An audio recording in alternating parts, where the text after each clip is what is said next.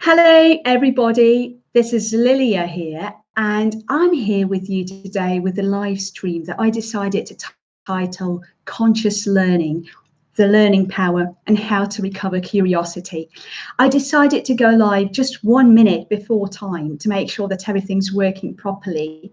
And if everything is working properly, I'll be very happy to welcome you from now on to this live stream, where you will have a chance to interact with me in the live chat and also interact with each other and ask your questions that have to do with conscious learning and conscious teaching.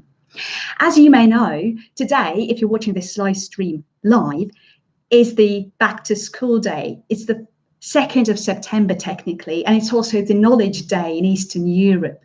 And I thought that this day would have to be a perfect day to run this live stream, because I have a very deep feeling that generally, when people are coming back to school, their expectations are very high. And when I think back to my own experience when I went to school as a little schoolgirl, I really loved that day because it meant new beginnings to me. And my curiosity was naturally very, very high when I experienced that back to school moment, meeting everyone and saying hello to my teachers. And that was just amazing. I'd really love to know if the 1st of September, or the 2nd of September as it is today, is being celebrated in your country. Is it devoted to the celebration of knowledge and the celebration of new beginnings? Do kids come back to school on this particular day, on Monday, the 2nd of September? Do kids get back to school? Do students get back to university? If they do, please let me know in the live chat. I'd really love to get to know you guys and see if we have the same traditions all over the world. So don't forget, we have an interactive live chat where we can all talk and respond to each other's comments.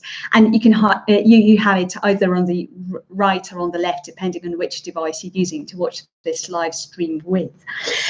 I'd really love to start by introducing the idea of conscious learning. I don't think I'm doing anything super innovative by just creating this whole notion of conscious learning. I think conscious learning and conscious teaching is something that the world is naturally gravitating towards in this day and age, because I think we've had quite a lot of critique and rant about the mainstream teaching and learning community, which I think is very unfair and somehow demotivating to a certain extent, especially to mainstream teachers who are working in school and trying best for their learners.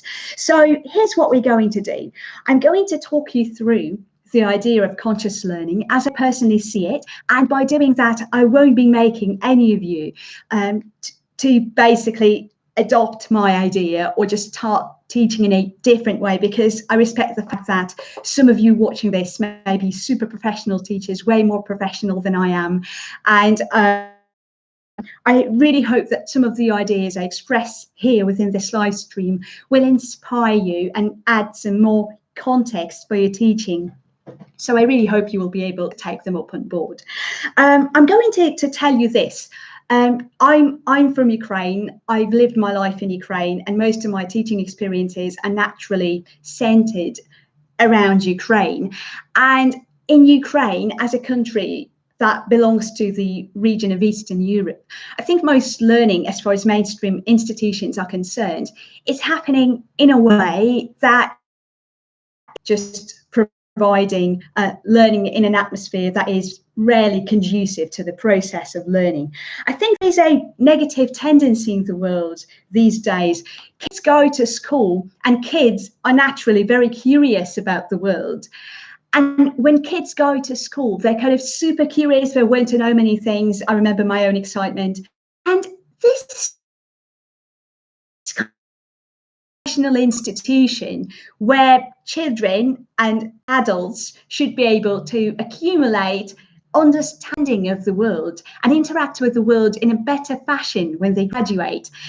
But something that is happening, on the contrary, is feeling like it's killing the natural curiosity in children, even though it's present there from the very beginning. And that's the reason why I titled this live stream Rediscovering or Recovering Curiosity, because I think that as human beings, we all have that innate curiosity within us that we need to learn how to unearth, even if the learning experiences we've had in our lives are very far from being perfect and being conducive to learning.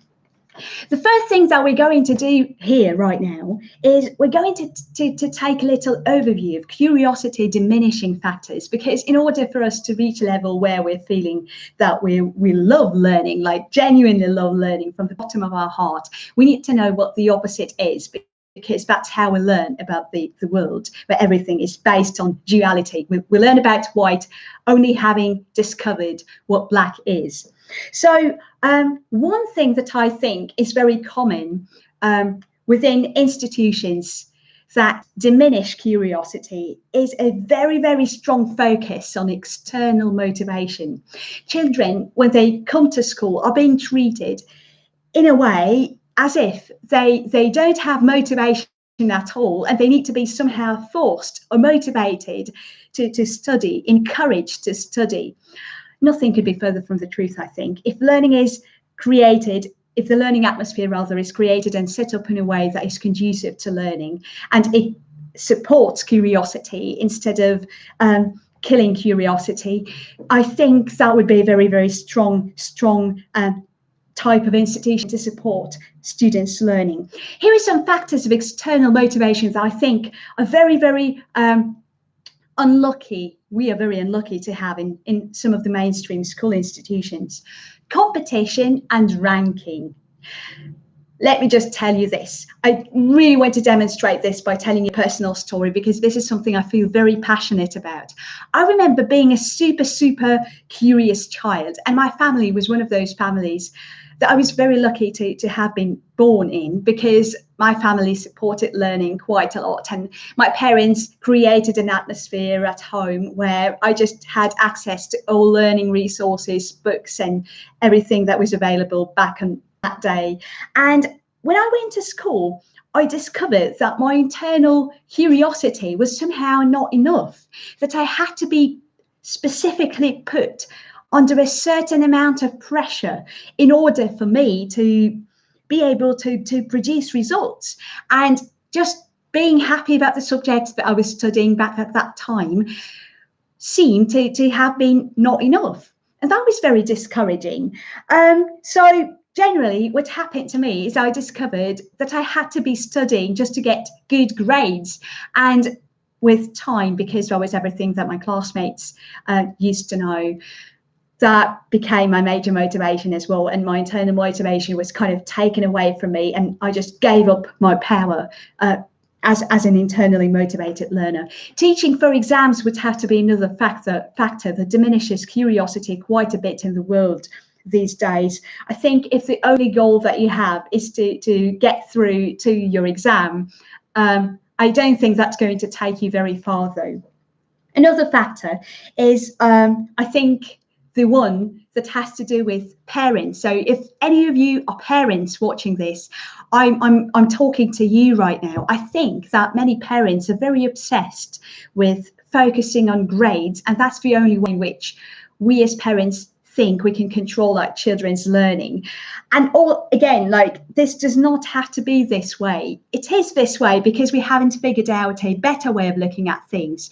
But generally, it shouldn't be this way. And I'm very sure that other methods and other ways exist to see if a child is being a successful learner or not. I also think that very often families stay away from a child's learning, giving over the responsibility for a child's learning to a mainstream institution or to a private school. And what happens then is that a child creates a very certain and definite division between a home environment and a school environment. And a home environment they recognize solely as a playground, whereas a school environment they recognize as a place where they have to cram on things, where they have to learn very hard, which is connected and associated with a large amount of stress. So this is what happens. Instead, what could be happening in a conscious society that is conducive to learning, I think, is a person regarding any place they go to as an environment with potential learning opportunities, with certain settings that they have to learn from and that they can learn from in a way that is engaging and interesting to them. So it doesn't have to be this way. The division does not have to be present in such a distinct fashion as it is present these days. One size fits all approach is another characteristic of unconscious learning. We all know that we do tend to grasp things individually, and very often a teacher working at school just lacks financial motivation to tailor the lessons for every particular student, which is a shame, especially here in Eastern Europe. And those of you guys who are teaching and working in schools may be well aware of that. However, very often teachers come up to you and say, oh, can you just make the plan of your lesson more suited to the needs of my individual child? And as a teacher, you may feel very discouraged by that because you don't have that much time, so you don't have that much motivation to go into professional development or anything like that, because you're just trying rather to make your ends meet. I think there's also a negative meaning attached to school and learning that is like a vicious cycle that is contributing to this perception of learning as something negative and very stressful. And it shouldn't be that way. One thing that I tell my learners, my private students, quite a lot is that language is a number of concepts, and those concepts tend to describe each other, but the meaning is something that we ourselves assign to those concepts. There is no universal dictionary where all meanings are stated. And if I ask you to talk about the meaning of anxious, for example, or a meaning of let's say love, I think that your definition of love or your definition of anxious might be quite different from my definition of anxious. So language is highly conceptual and abstract, and the meaning is something we assign to things. And that is something we do when we think about school and learning. Our parents had some experiences of school that were quite negative, and their parents had some experiences of school that were quite negative. And what their parents did, our grandparents by definition, is they passed down their notion of school down to our parents, and our parents broadcasted that idea of the negativity that we should or almost must encounter when we come to school. That is something we're born with. That's something we're programmed with. And I think if we recognize our role as people who have control over the meanings that we create, we'll be very, very able to actually create that shift in society where school is no longer regarded as something negative, as something to hate, as something to ridicule or dismiss, but rather it may be positioned as an environment which is conducive to learning and implies quite a lot of learning that is natural to a human being to do in a way that corresponds with our own individual potentials. So that would have to be my personal overview of learning. And one big bone that I have to personally pick with the traditional schooling community is that very rarely do students understand why we're learning something. And this lack of understanding why we're learning something is actually the notion that contributes to the memorizing approach to learning. In the world we're living in, there is no need for memorizing information because it's all around us, it's all at our fingertips. We just Google it, we go to our favorite internet browser, we find it on Wikipedia, or we could find it on a different resource that we trust. So just to become a good learner, one great thing to bear in mind is to have to basically start loving the learning process, right? Loving to learn. I'm not just saying just to start loving learning, but to uncover or to recover, to rehabilitate your love for learning that you had as a little child. And don't get me wrong, it doesn't mean that you have to suddenly, go back to the sandbox and start, playing using a seesaw or anything like that because you're an adult. I think if you're watching this video, probably, and you're more interested in certain techniques that will help you recover your curiosity. So in this new academic year, you will have a chance to start learning from the place of loving to learn. So I really hope that that's something I will encourage you to do today.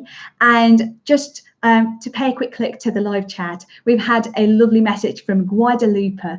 And Guadalupe is saying that she's teaching English to the daughter, and it is true, and it's easy for the daughter to learn because of her curiosity and joy. And that's very true. I think children are very, very good, innate, talented learners, and all we need to do is to make sure that as teachers and as parents we just save and preserve that curiosity in our children for the rest of their lives, so that they feel excited about learning when they grow up, and they'll carry on learning for the rest of our lives, because I think that life is an unending process of learning. Learning never stops, and it's an integral part of evolution, I think. So that's something we really need to pay attention to.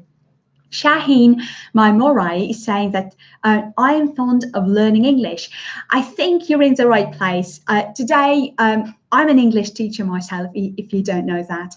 And today, I just decided to focus specifically on the process of learning and the process of effective learning, to put it more accurately, I think.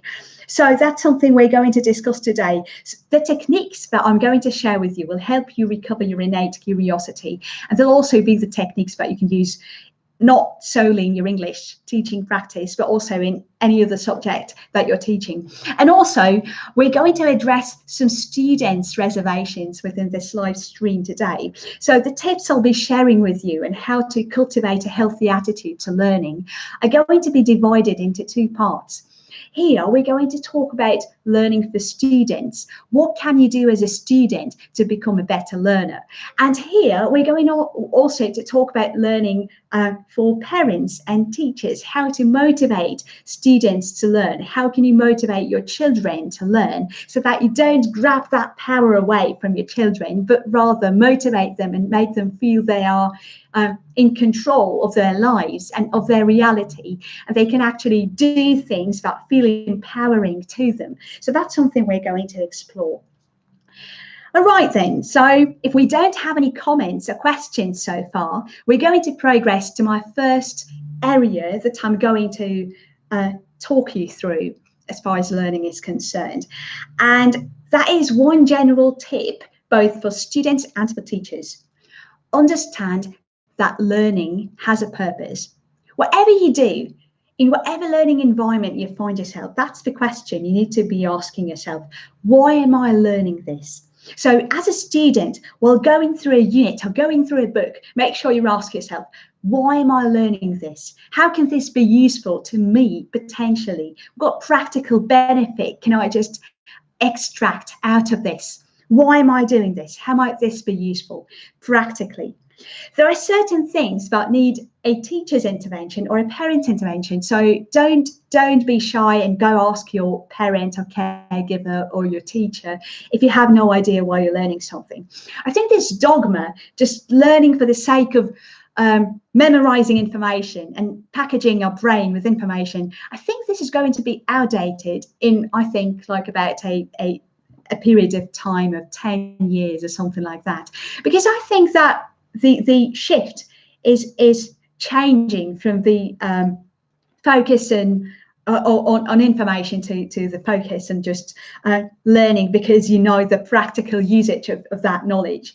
So understanding is key, as I said in the beginning. So make sure you understand why you're learning things. Try figuring out why you're learning that. If you're reading a book, from time to time, pause and ask yourself, why am I learning this? Why might this be useful to me? And if you're a teacher or a parent and you're presenting some information to your child, it doesn't have to do with academic information specifically. What you could do is just apply this with you could explain to your student, or you could explain to your child why you're learning this, what the practical purpose behind the information is.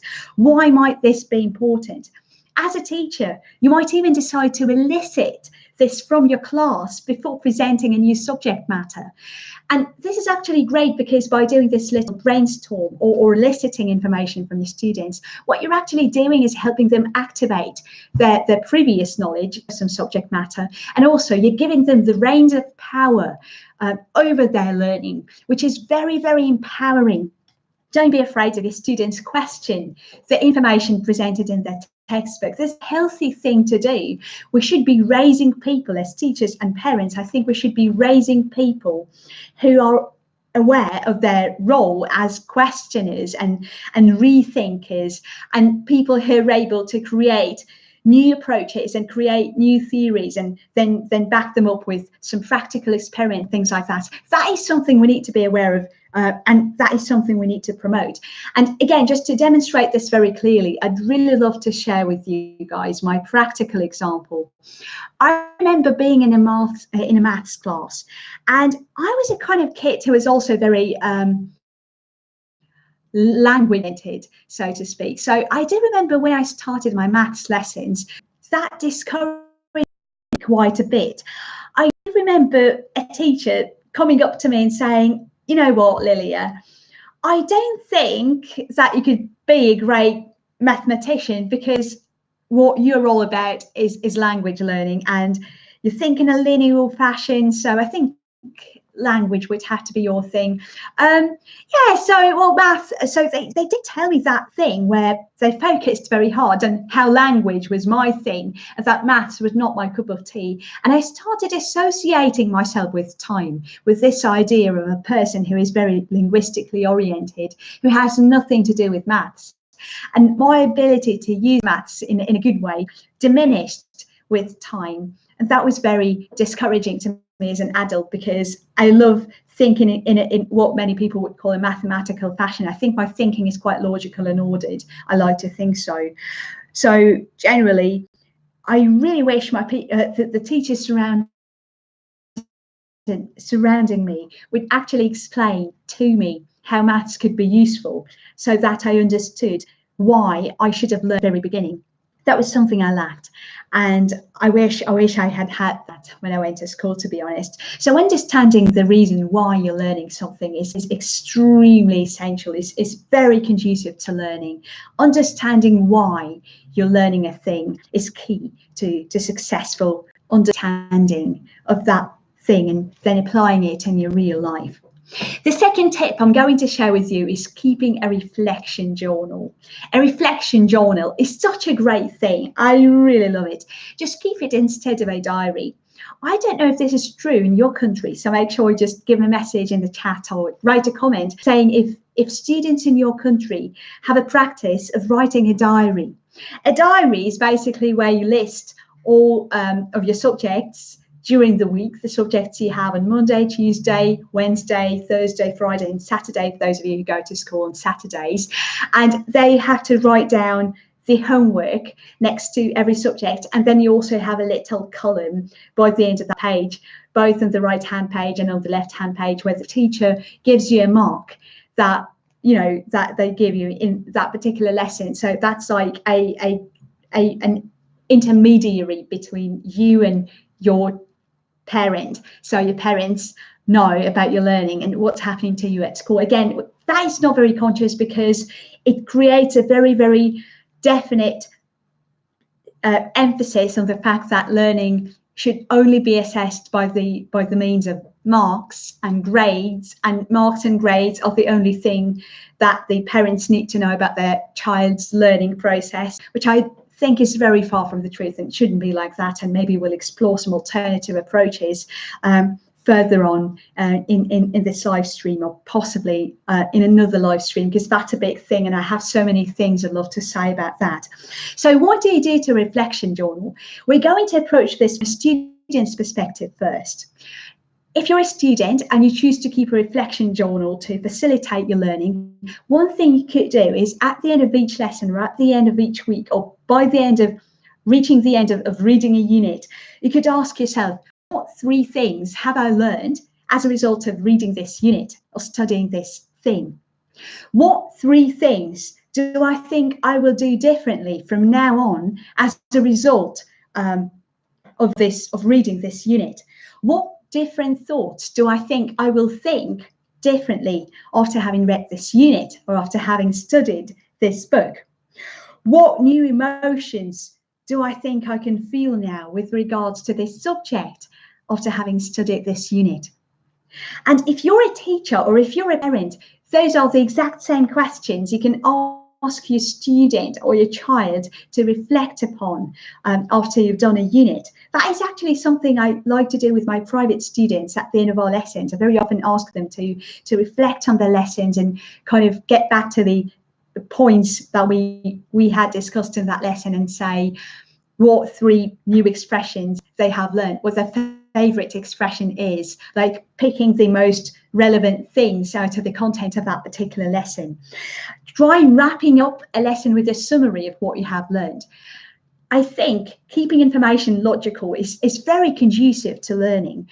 I think the one thing that well as a teacher to promote learning in your class is ask your students to write a little conclusion in 1 sentence having to do with what they have learned during that lesson. That is a very, very interesting thing. And then you can ask your students to exchange their conclusions in class and see if anybody has remembered any funny things or any exciting things that another student might have missed or anything like that. There are so many great things you can do. You can print off a paper slip per each person in the class, and in that paper slip your students will have to physically write down 3 new things or 1 new thing or 3 new words or 5 new expressions or 1 fantastic idea or 1 idea they disagree with most in that particular lesson, critical thinking promotion, that they have learned in that particular lesson. Reflecting upon our learning experience is a powerful practice, and that is something that our schools and mainstream educational institutions don't promote that we do enough, in my opinion. So that's something you could introduce to lessons as well. 3, the third thing here to bear in mind, and the third tip to promote conscious learning, is recognize that we all learn differently. Every one of us is an individual who's had their own learning experience and also life experience. And our life experiences inform our learning experiences quite a bit, and vice versa. So it's like a virtuous cycle that you can use to your benefit if you want to. I have an episode of a podcast on learning styles. So if you're interested in discovering your own personal preferred learning style, you could go to Lilia's Sunday podcast, Learning Styles, where I talk specifically about discovering your own learning style and making sure that the activities you do suit your particular individual learning style. That is a very powerful thing that you can do. There are generally, just to give you a little overview of learning styles, before we just go into some of the details, there are a few learning styles that human beings have, and they have to do with our senses. So we have some senses that are physical senses, and we also have our intuition as a non-physical sense, but some people are very good with intuition, I think. I'm a very intuitive learner. I've taught quite a few learners who are also very intuitive, for whom it's very important to create an intuitive link between themselves and the language. So they would definitely have to be intuitive learners.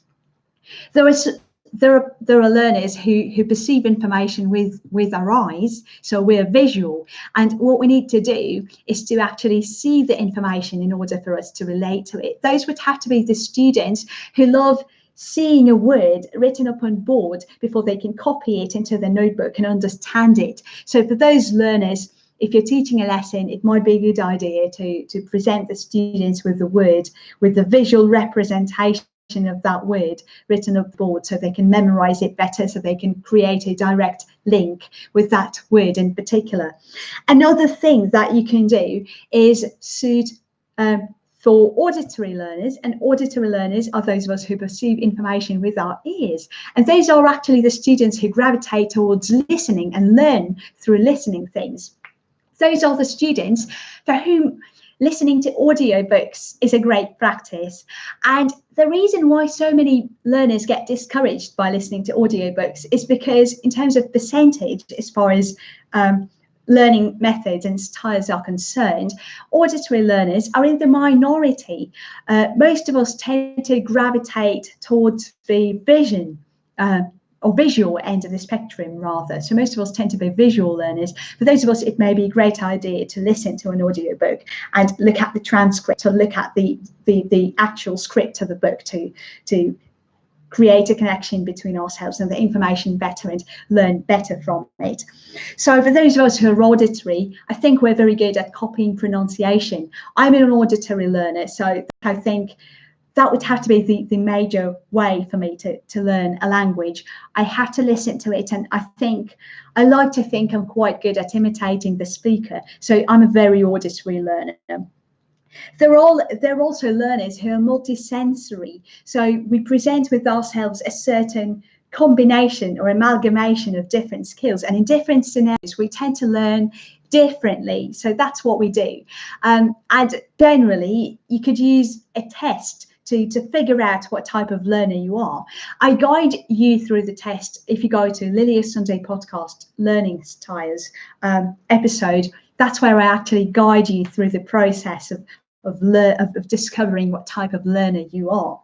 That might be an interesting experience, so you can further on discover how to pick learning materials that suit your particular style of learning. I think there is a very interesting phenomenon in the world these days that is called dyslexia or dyslexic learners. And one thing that we misunderstand about dyslexic learners from a psychologist's perspective is that we tend to think that all people's brains are wired in the same way, and that we all tend to think in a linear fashion. But for a person whose husband is a dyslexic with certain very critically distinct things about being a dyslexic, such as frequent spelling errors and also inability to read in a multitude of fonts and things like that, dyslexic learners are just people whose brains are wired in a completely different way. They access information by fragments, and they also create a 3D mechanism in their mind's eye that they can just rotate and revolve in their mind's eye as they go about understanding that thing. And that's how they understand information. For instance, a dyslexic learner might if they're watching a YouTube video, a DIY video, a tutorial or something like that, what a dyslexic learner might actually do is click through the video instead of watching the video in a linear fashion like I would do. And they would still be able to get a complete picture of what the video is like and what they have to do in order to reach the purpose of watching that video, creating a thing like making something like, I don't know, making a bird's house or anything. So that's what they do. They get fragments, and out of those fragments, they compose an understanding of a bigger picture. That's what they do. And actually, those people make fantastic engineers, fantastic architects. Those are the visionaries of our society. And I think we should celebrate those people and actually cater for their learning styles a little bit more than we do that right now. I think that's very, very important.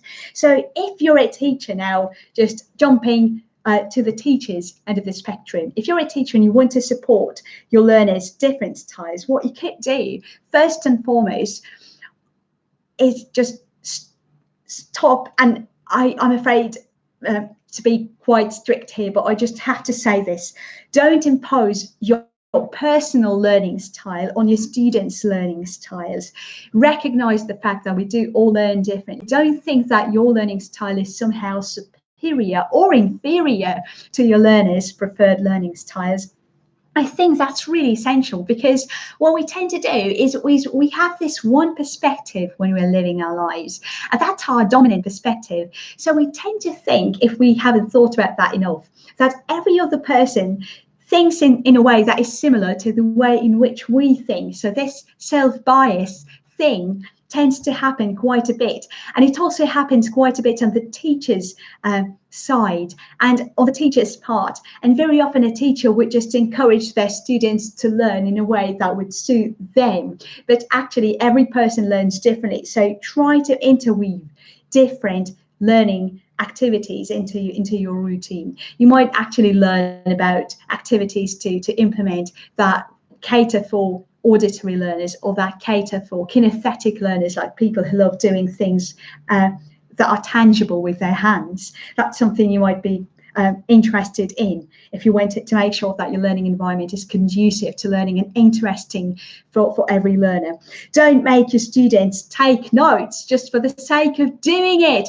And that's a big shout out to many university teachers, especially here in Eastern Europe, because I think that one thing that as teachers we tend to do from time to time is we ask our students to take notes, and then we just collect their notes and we give them marks, and we may even have a certain criterion for assessing our learners based on how well they're able to take notes or anything like that. I should tell you that even though taking notes is a great technique for everybody, for certain people it just doesn't work. So if a student is being honest, if they've been able to pluck up courage to come up to you and say that I do not learn from taking notes, can I just possibly not take notes? Probably that would have to be an option for you to consider. Be open to people actually telling you what works for them. And this is especially true for university teachers, because I think as university teachers, we interact with people who are quite adult, who are in the period of their adolescence. And those people are well aware sometimes of what works for them in terms of learning and what doesn't. And even though we may add certain learning techniques to their arsenal of learning techniques, we shouldn't impose any particular learning techniques on our students, and we should let them experiment, because experimenting and feeling free to experiment is part of what uncovers our human curiosity, I think. So yeah, basically that's something you have to do. Try creating lessons that are different and speak to everybody. Include slides for visual learners, create listening activities for auditory learners, just possibly including more sound and everything like that. Let your students who love fragments and learning from fragments put those fragments together and create projects in the respect that suits them. Learn from your students as a teacher. That's a very important thing to do. And in general, as a human being, try learning from other human beings.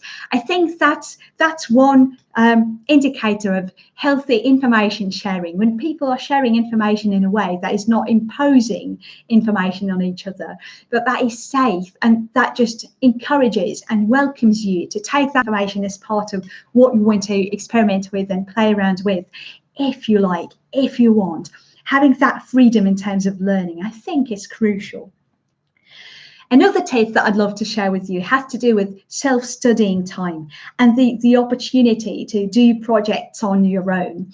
I think there is a predominant tendency in this world nowadays to focus on group learning and working in a group and collaborating for learning's sake, which does not necessarily have to always be the case. I think there's been a fantastic book on introvert learning. I just cannot recall the name of the author right now, but there is a fantastic book where the author goes out into the outer world of business, universities and major institutions in the educational sector. And what the author of that book does is she interacts with different people from all walks of life on what makes learning successful. And what she discovers is that many people who find themselves in an environment that is noisy, where they're supposedly, quote unquote, are exposed to situations in which learning should be happening through collaboration. Most of those people, not even some, but most of those people find those situations actually reductive or diminishing as far as learning is concerned. So we do tend to learn certain things better when we're on our own, and that is something to be aware of. If you're a kind of person who doesn't gravitate towards projects and you'd rather do a thing on your own, make sure you speak up, you say that to your teacher, you take your own responsibility for actually doing that thing on your own in your own good time, and that is okay. Most of us are actually able to do things better individually, even though bouncing ideas off another person might be a great thing to do, because just having another person doing their role and approaching a situation from their perspective might actually be rather beneficial.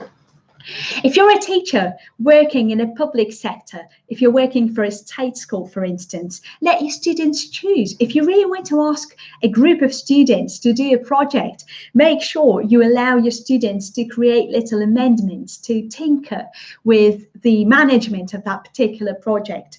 Some tasks are better done on their own, like oh, by the way, here's an interesting thing I'd love to tell you as far as doing things on their own is concerned.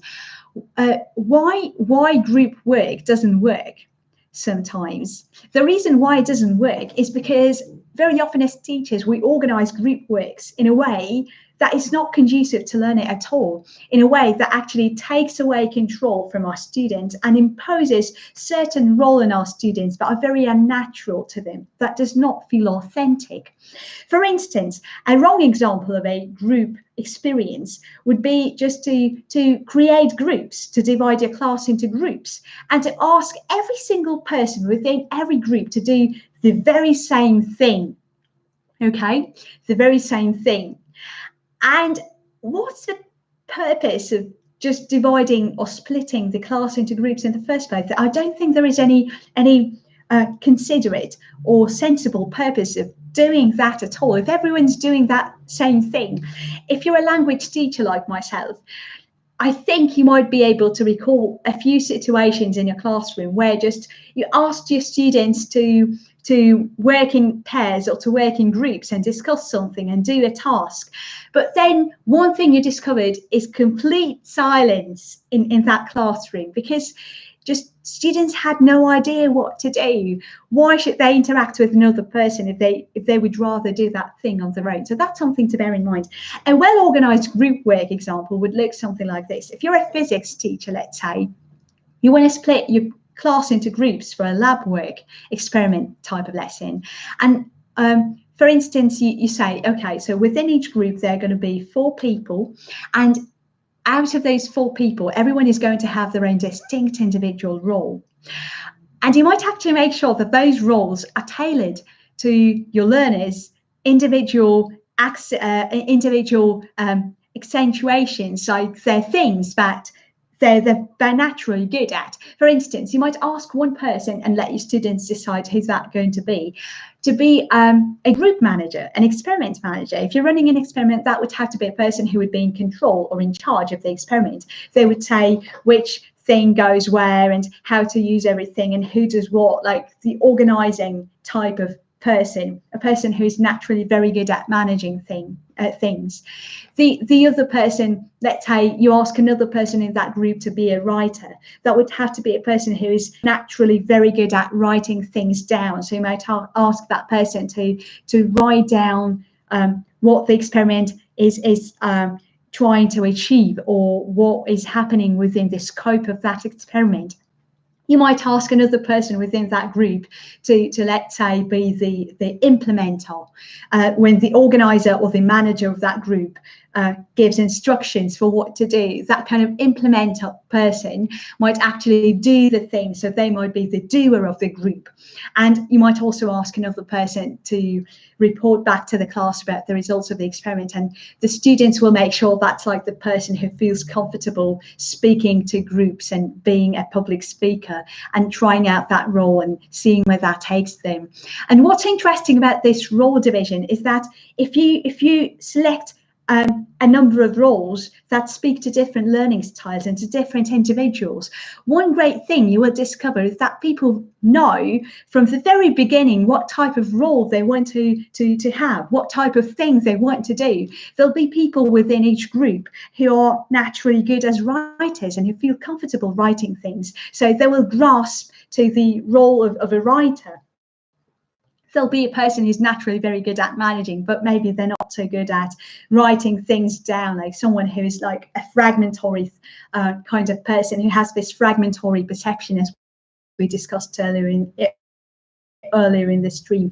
That kind of person might actually give instructions and see the overall picture of the experiment and see which things go first and what things go second. So that would have to be a perfect role for that particular person with a fragmentary type of thinking. So generally that would keep everyone engaged, and you will make sure that you're creating a lesson that is a very happy learning experience for a number of learning styles. Now, I'm going to share with you another interesting tip that will allow you to promote conscious learning in your class. And that's the general question that has to do with critical thinking and epistemology. One thing that many teachers hate is when students start questioning the things that we teach.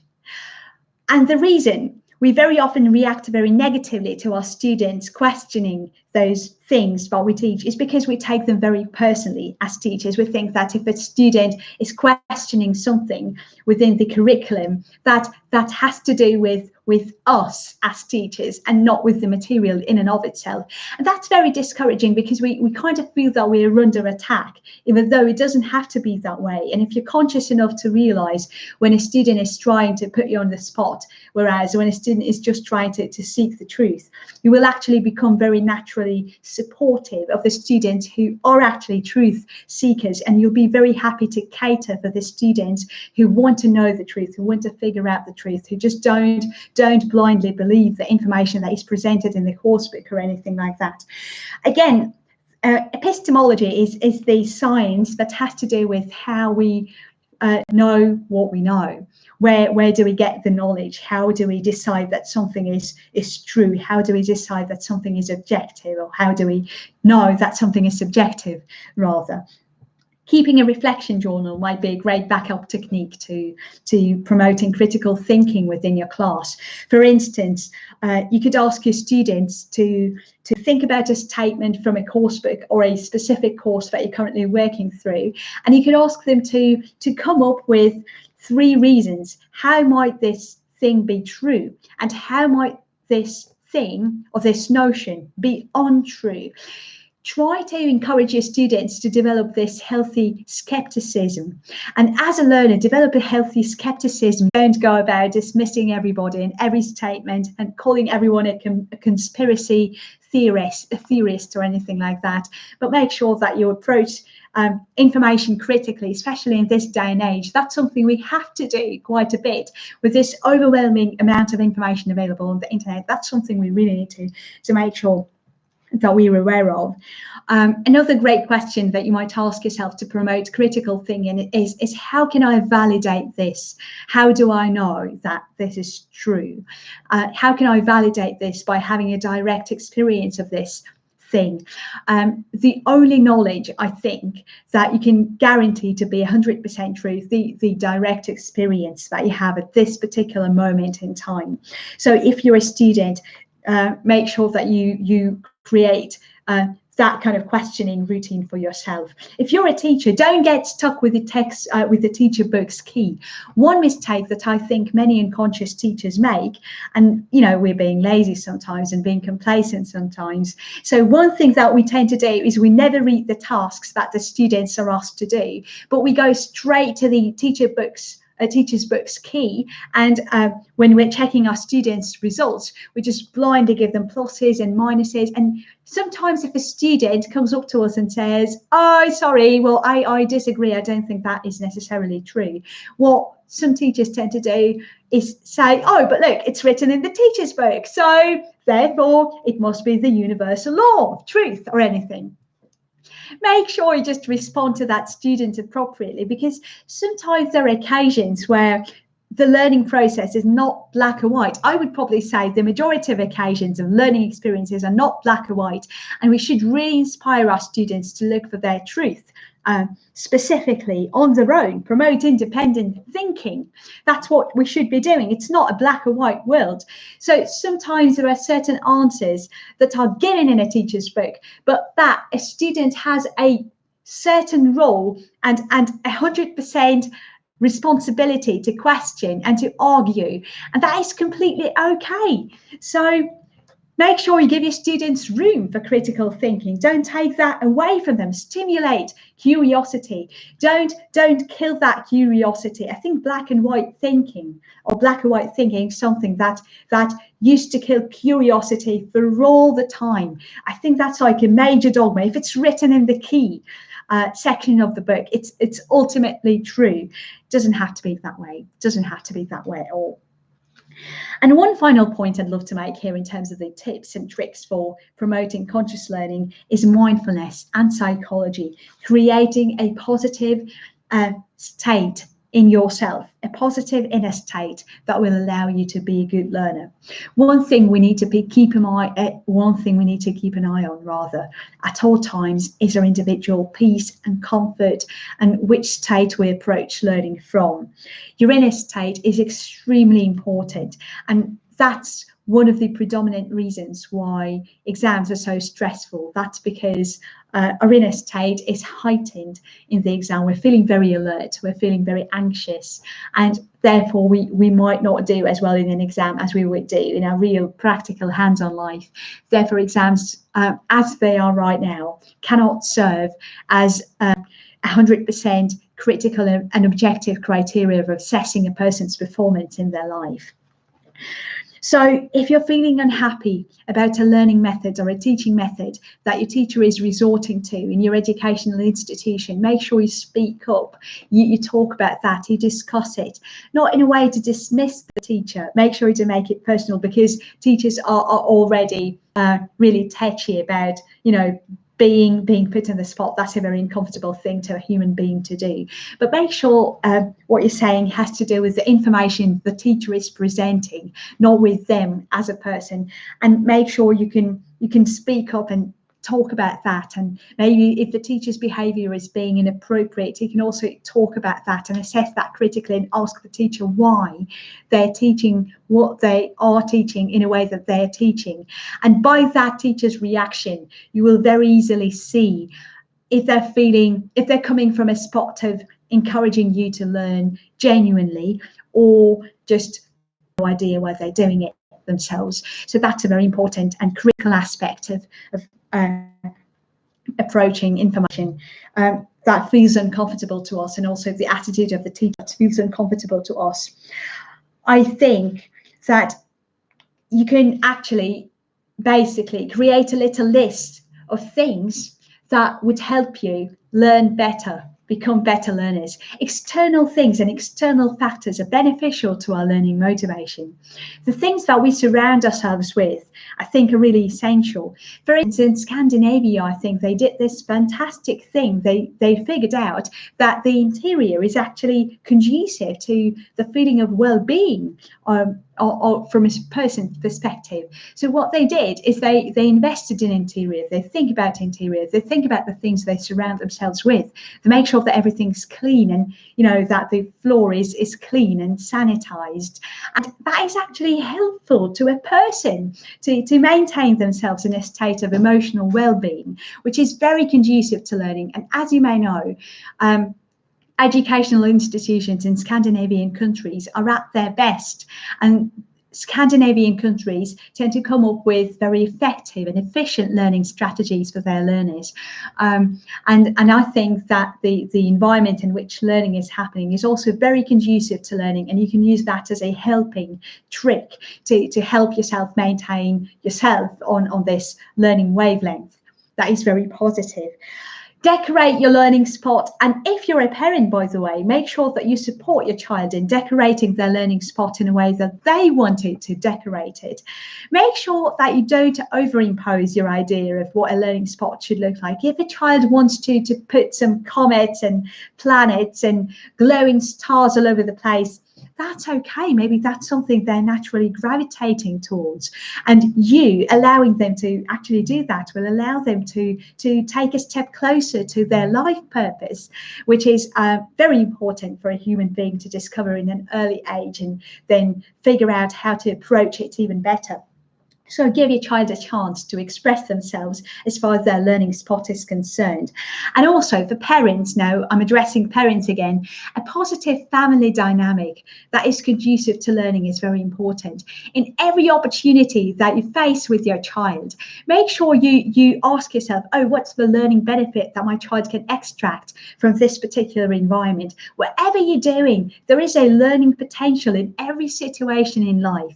And what you could do if you wanted child to become a learner who is discerning, who can differentiate the things that they could potentially benefit from by loving them from the things that are imposed on that child by society as being the things that will allow them to prosper in the financial aspect of their lives.